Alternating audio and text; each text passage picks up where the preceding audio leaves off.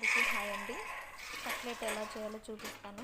ముందు రోజు నైట్ నానబెట్టుకున్న పచ్చి బఠానీ ఒక కుక్కర్లో వేసి కొంచెం సాల్ట్, కొంచెం పసుపు, కొంచెం ఆయిల్ వేసి ఒక 5-6 విజిల్స్ వచ్చేటట్లు కుక్కర్ మూత పెట్టాలి.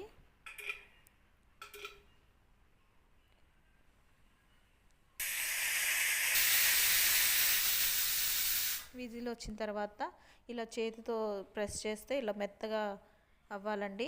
ఆ తర్వాత ఉడికిన తర్వాత ఒక కళాయి పెట్టుకుని ఆ కళాయిలో కొంచెం ఆయిల్ వేసుకోవాలి. ఆయిల్ కొంచెం ఎర్రగా అయిన తర్వాత కొంచెం హీట్ అయిన తర్వాత కొంచెం జీలకర్ర, ఉల్లిపాయల పేస్టు కొంచెం ఎర్రగా వేగనివ్వాలి. పచ్చివాసన లేకుండా వేగనియాలి. వేగిన తర్వాత కొంచెం అల్లం పేస్ట్ వేసుకోవాలండి. అల్లం పేస్ట్ కూడా కొంచెం వేగిన తర్వాత టమాటా ప్యూరీ ఒక 2 టమాటాలు మందం టమాటా ప్యూరీ వేసి కొంచెం వేగనివ్వాలి. ఆయిల్ పైకి తేలుతున్నప్పుడు ఈ బఠానీ ఉడకబెట్టిన హాఫ్ బఠానీ డైరెక్ట్గా వేయాలండి.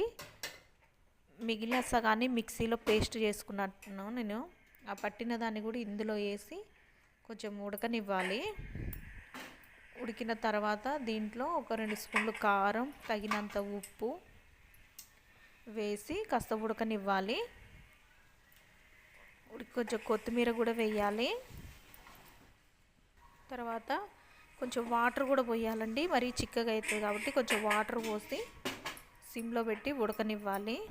ఇది బాగా ఉడికిన తర్వాత కొంచెం ఒక 1/2 టీ స్పూన్ మసాలా వేసిన తర్వాత కొంచెం చాట్ మసాలా కూడా వేయాలండి.